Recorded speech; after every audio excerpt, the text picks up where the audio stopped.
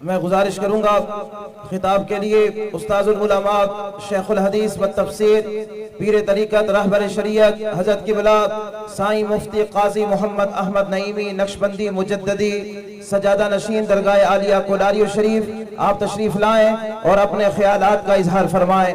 حضرت کا نعروں سے استقبال کیجئے۔ نعرہ تکبیر، نعرہ رسالت، تاجدار ختم نبوت۔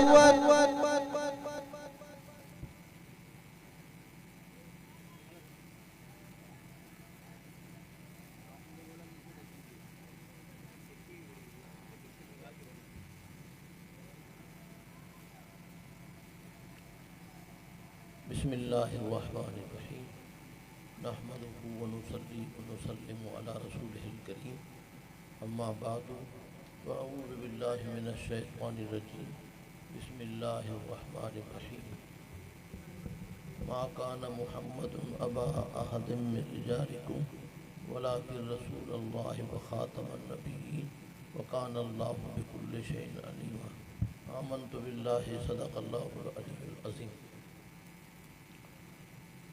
محمد سید القونین والثقلین والفریقین من عرب ومن عجم فاق النبیین فی خلق وفی خلق ولم یدانوه فی علم ولا کرم منزہ عن شریک فی محاسنہ فجوہر الحسن فیہ غیر منکسب ان من جودہ الدنیا وضرتها ومن علومہ علم اللوح والقلم الصلاة والسلام علیکہ یا سیدی یا رسول اللہ الصلاة والسلام علیکہ یا سیدی یا نبی اللہ الصلاة والسلام علیکہ یا سیدی یا رحمت للعالمین وعلى آلکہ واصحابکہ یا سیدی یا شفیع المذنبین۔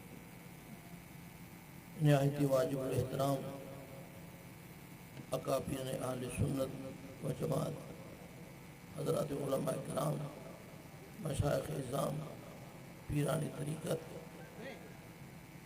اور معززین مکرمین محترمین محتشمین عاشقان رسول و عاشقان رسول و محبان آل و اصحاب رسول، آج کا یہ بابرکت پروگرام ختم نبوت کانفرنس کا پروگرام ہے جس میں ہم اور آپ شریک ہیں۔ میں ختم نبوت کانفرنس کے انعقاد پر جو ہمارے احباب، ہمارے علماء، ہمارے اہل سنت والجماعت کے افراد جنہوں نے اس کے ختم نبوت کانفرنس کا انعقاد فرمایا ہے، میں تہ دل سے ان کو مبارکباد پیش کرتا ہوں۔ بالخصوص میرے محفل، میرے مجلس حضرت علامہ صاحب زادہ مفتی اہل سنت مفتی محمد جان نعیمی زید مجدہ و دامت برکاتہ العالیہ کو اور آپ کی پوری ٹیم کو میں مبارکباد پیش کرتا ہوں۔